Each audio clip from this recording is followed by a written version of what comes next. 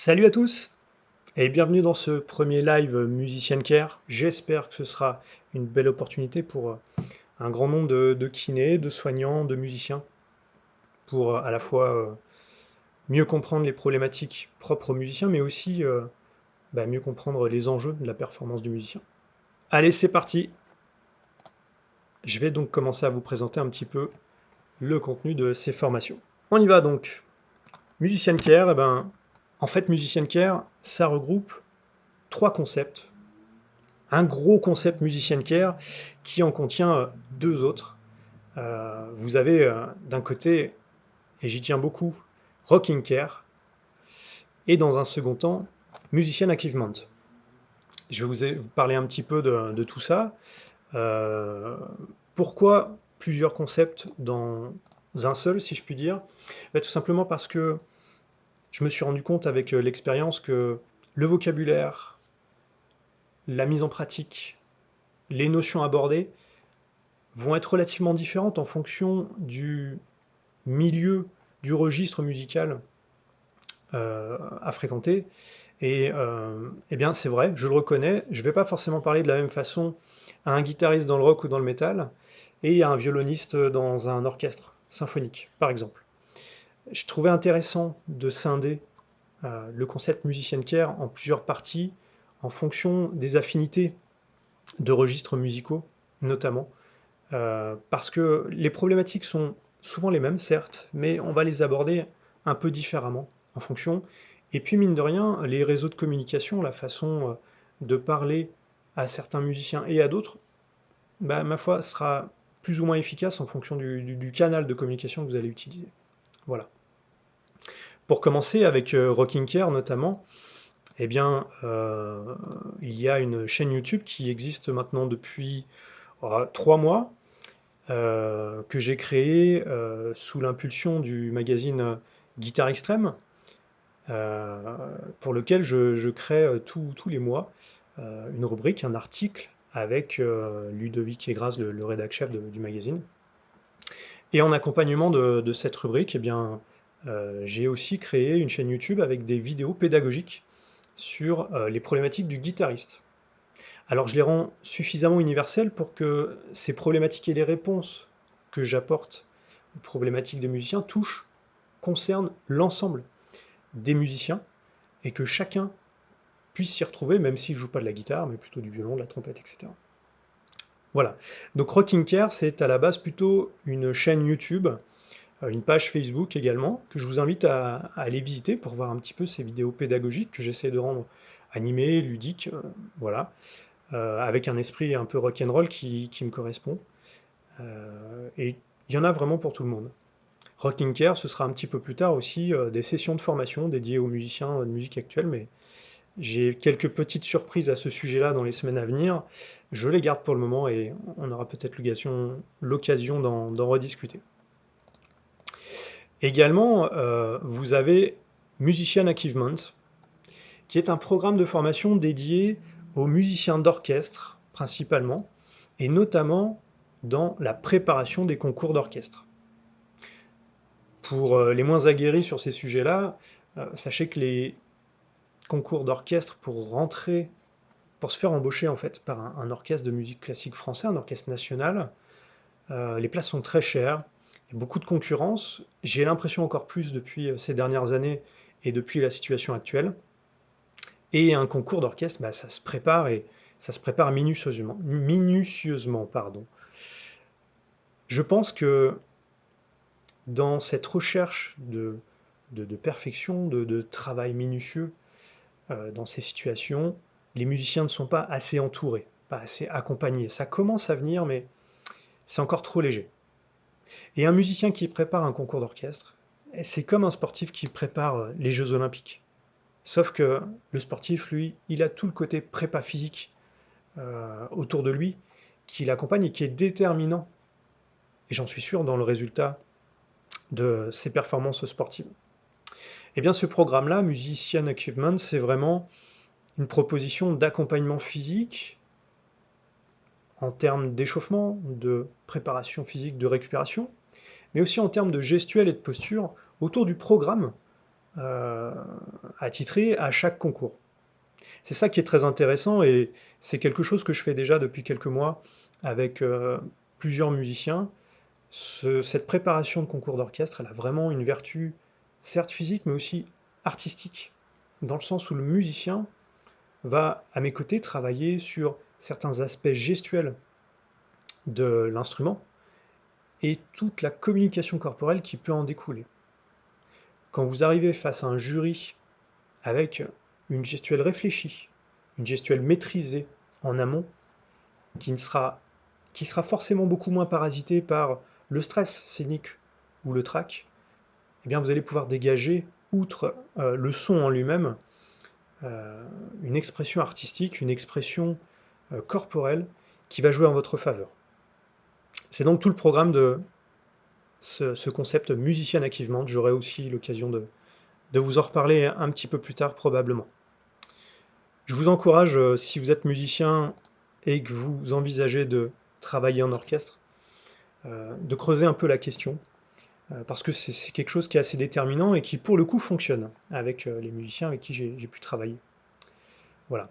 Je ne suis pas le seul à travailler là-dedans et je vous encourage également à aller jeter un œil au travail d'un certain Patrick Roger sur www.letrac.com qui lui travaille sur le versant plutôt psychologique, mental de la performance du musicien et de la préparation de concours d'orchestre d'un point de vue mental. On est très complémentaires tous les deux et son travail est remarquable depuis des années. Il a une réputation très solide là-dedans. Voilà pour les 3 concepts que je vais proposer au sein de Musician Care de manière globale.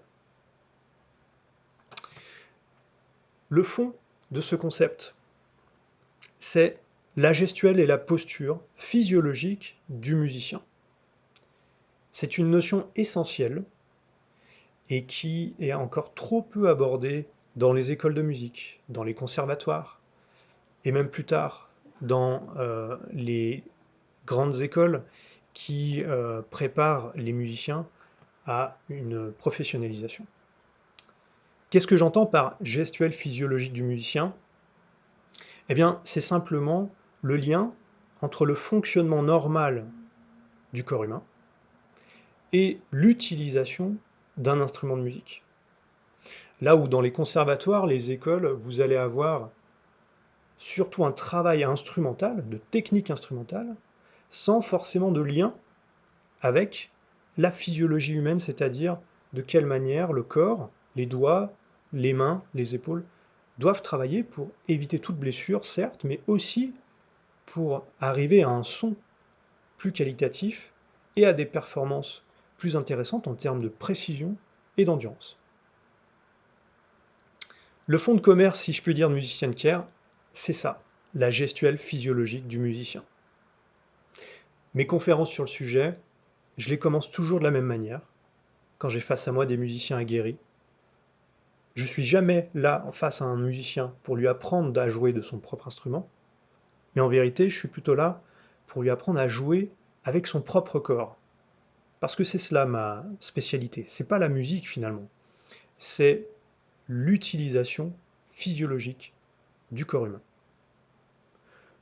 Pour vous donner un exemple très concret, si vous êtes violoniste, guitariste globalement, violoncelliste, et même d'autres instruments plutôt avant, type clarinette, trompette, eh bien je vous invite juste à prêter attention à l'utilisation que vous avez de votre pouce gauche par exemple.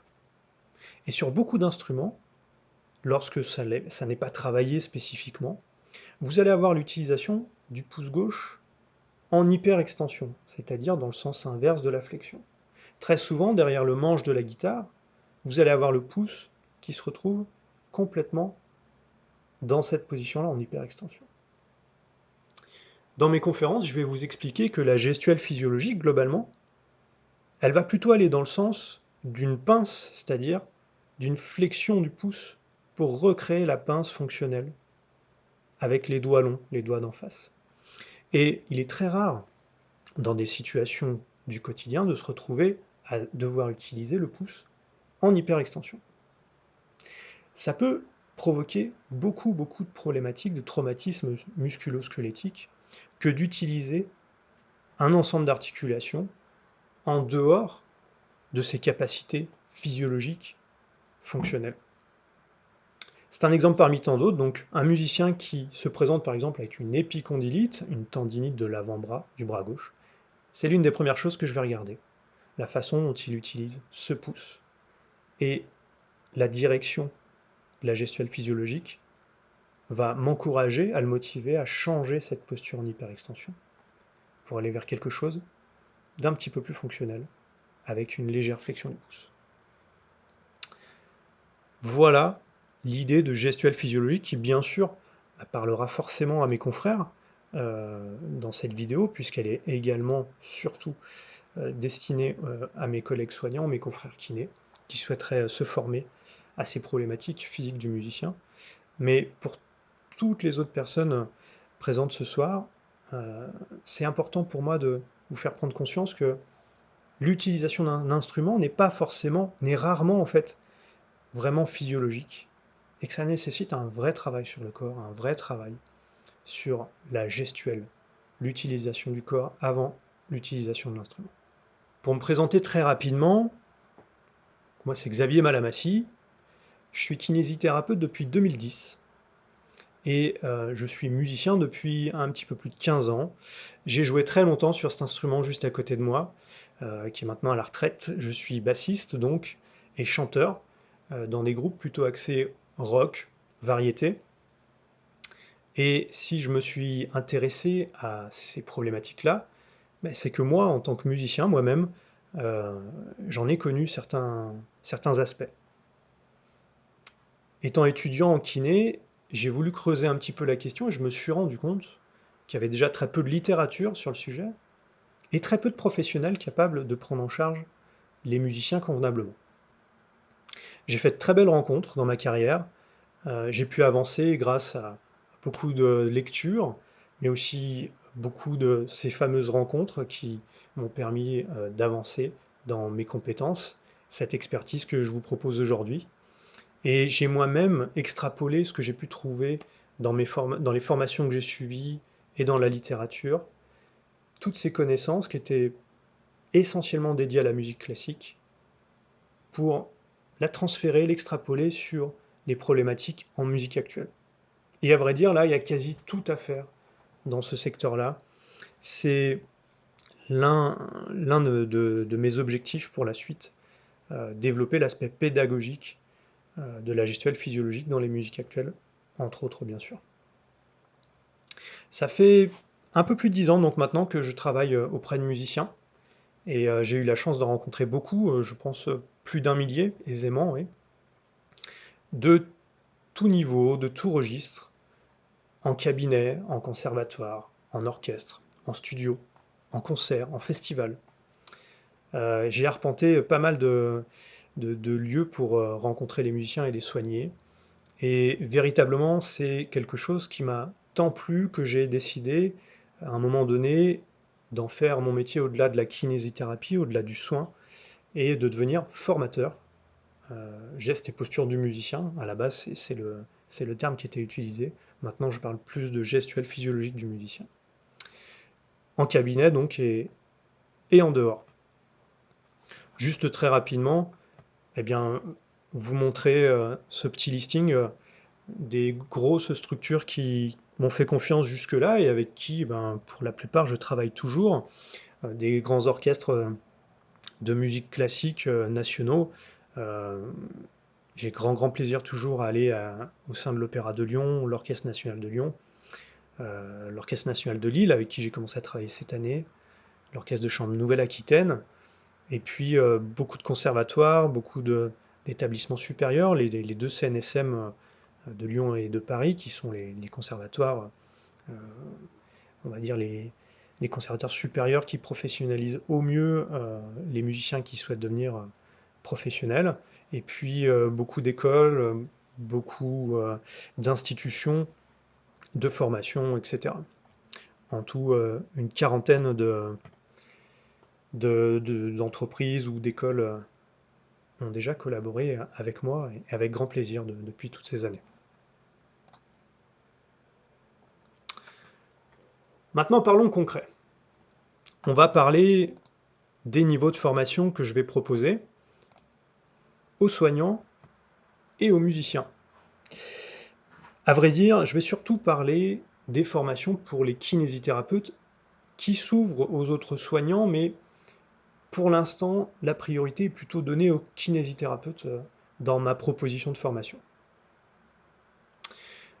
Le plan de formation, je vais vous le détailler un petit peu plus tard, mais concrètement, c'est apporter les outils au kiné pour qu'une fois qu'un musicien franchit le pas du cabinet, vous ayez les armes pour répondre à ses besoins spécifiques et surtout vous ayez les armes pour ne pas tomber dans certains pièges qui sont assez récurrents et qui font de la situation physique du musicien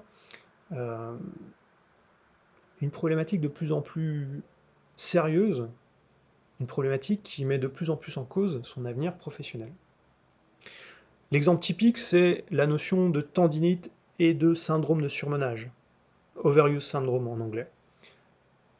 L'overuse syndrome, c'est vraiment quelque chose de spécifique, alors pas aux musiciens, mais globalement aux problématiques de gestes répétitifs, et c'est quelque chose d'assez méconnu, entre guillemets, dans le milieu médical, en tout cas pas suffisamment mis en valeur par rapport aux tendinites.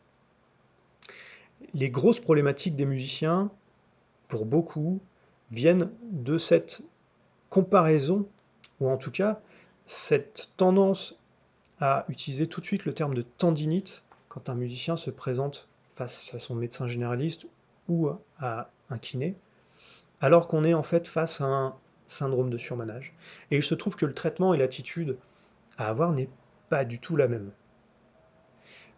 C'est un exemple parmi tant d'autres des spécificités du geste répétitif, du geste du musicien, qui fait que une formation comme Musician Care est nécessaire à mon sens pour mieux saisir toutes ces subtilités et avoir la bonne attitude thérapeutique face à un musicien. Bien sûr, j'ai voulu créer, organiser ce plan de formation autour de plusieurs niveaux.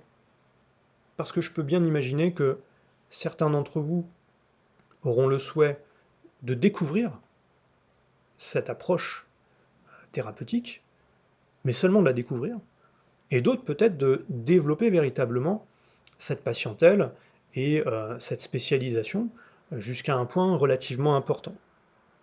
C'est pour ça que j'ai échafaudé ce que j'appelle le parcours de formation soignant, avec différents degrés de formation.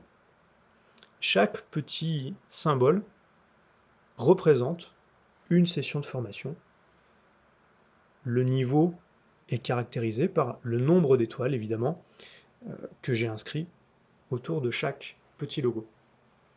L'idée, c'est évidemment de commencer par la session qui est au centre de cette image, avec l'initiation, dont la première session commencera très bientôt, je vous en parle juste après. Et puis ensuite, de donner la possibilité à chaque thérapeute, puis aussi à chaque musicien, quand ce sera ouvert aux musiciens, d'aller un peu plus loin, en fonction de la famille d'instruments. Vous aurez donc des sessions de formation dédiées aux cordes, au chant, au clavier, aux percussions, aux guitares et au vent. Et à chaque fois, l'idée, c'est d'apporter des réponses à des problématiques vraiment spécifiques aux instruments, que ce soit de l'ordre technique vraiment de l'instrument, ou de la vie, si je puis dire, quotidienne d'un professionnel dans cette famille d'instruments. Pour vous donner un exemple, un violoniste travaille différemment au quotidien d'un tubiste ou d'un trompettiste, ne serait-ce que pour des questions d'endurance au niveau de ce qu'on appelle du masque, des lèvres, de la bouche. Le rythme de travail sera différent.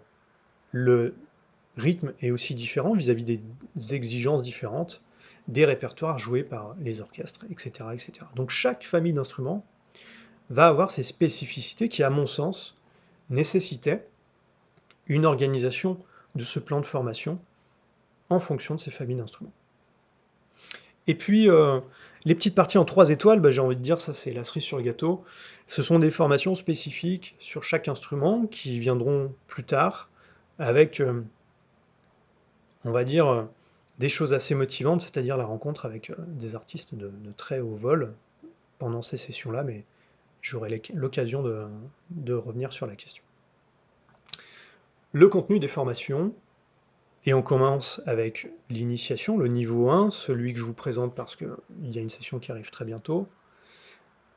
L'idée du contenu de cette initiation, c'est d'abord de vous amener les principes de base, les problématiques basiques de la gestuelle du musicien, et notamment évidemment au niveau des membres supérieurs, mais aussi globalement au niveau de l'équilibre de l'ensemble du corps. Il y a aussi un travail sur la respiration, super intéressant, et la gestion de la performance. Très intéressant aussi, parce que ça recoupe plein d'éléments de la vie professionnelle d'un musicien, et c'est très riche, très intéressant pour un soignant, pour un kiné, parce qu'il y a vraiment beaucoup de prévention, aussi beaucoup de curatifs, mais de prépa. Enfin, c'est très riche, vraiment. Très intéressant. Et la notion qui me tient à cœur pour cette formation d'initiation, eh bien, c'est la mise en pratique que je voulais directe. C'est-à-dire que sur place, en session de formation, vous aurez des musiciens volontaires pour imager, mettre en pratique des consultations type. Alors, de prime abord, avec moi, mais l'objectif, c'est très rapidement de pouvoir vous proposer de travailler en réalité avec des musiciens. Pour faire d'une pierre deux coups, ces musiciens, alors soit viendront de par mon réseau, euh, si c'est nécessaire, mais l'idée c'est de proposer ces consultations, qui seront réellement des consultations, à des musiciens qui n'ont pas forcément les finances pour se payer ce genre de consultation. Donc je pense à des étudiants, je pense à des musiciens en début de carrière, en voie de professionnalisation, à qui je proposerai ces consultations gratuitement pour à la fois pouvoir vous permettre de mettre en pratique tout ce qu'on aura appréhendé en formation. Voilà pour cette initiation sur 2 jours. Et 2 jours, ça va passer très vite. Et puis ensuite, pour les niveaux 2, par famille d'instruments, eh bien, l'idée, c'est de vous amener, cette fois-ci, des notions de théorie très spécifiques à la prise en charge et l'accompagnement de chaque famille d'instruments. Et puis, ce qui me plaît beaucoup dans cette idée-là aussi, c'est simplement de vous permettre de rencontrer dans ces sessions de formation des musiciens de haut vol, des guests, des invités de marque, pour chaque atelier.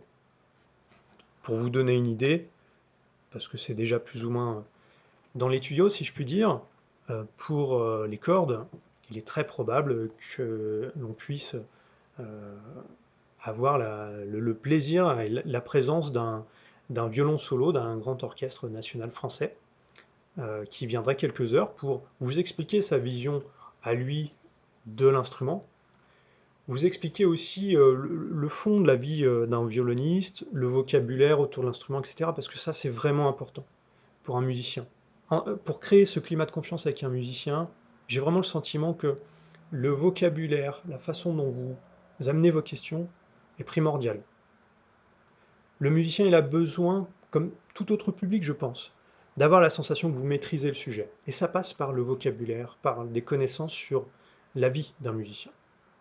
Cet invité de marque, quelque part, sera là dans cet objectif-là.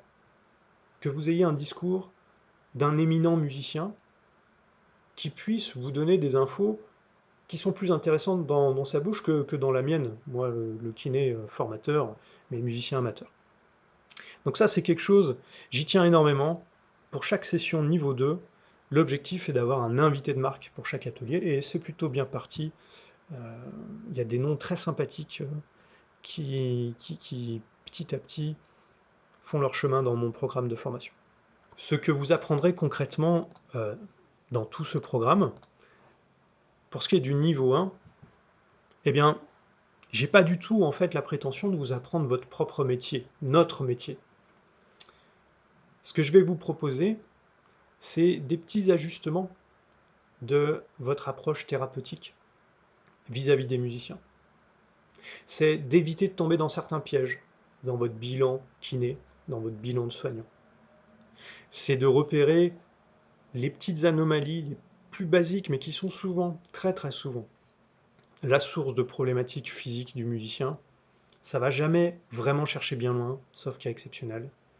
Et en sortant de ce niveau 1, de cette initiation de 2 jours, vous aurez déjà quelques outils pour pouvoir repérer ces anomalies gestuelles.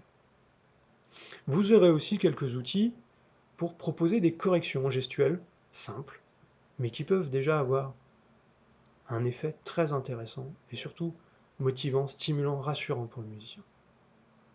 Et puis, comme je vous le disais, l'idée c'est aussi d'acquérir un climat de confiance avec le patient musicien.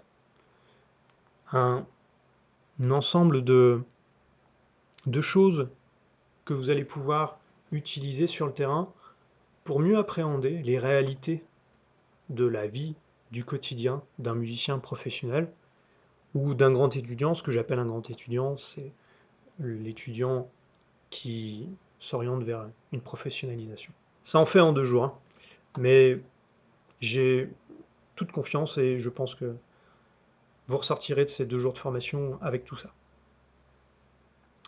Ce que vous apprendrez en niveau 2 par famille d'instruments, eh bien là on sera vraiment dans une prise en charge spécifique, comme je vous le disais, à chaque instrument, à chaque famille d'instruments, en fonction des contraintes respectives de chacune de ces familles. L'idée, ça va être cette fois-ci d'aller un petit peu plus loin dans le repérage des attitudes gestuelles et posturales problématiques et d'aller les corriger vraiment de manière bien plus élaborée cette fois-ci et aussi en fonction des contraintes techniques de chaque instrument.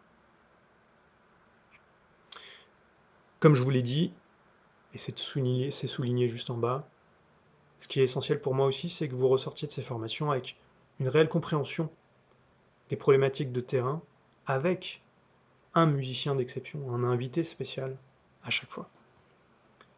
C'est très stimulant de discuter avec ces musiciens.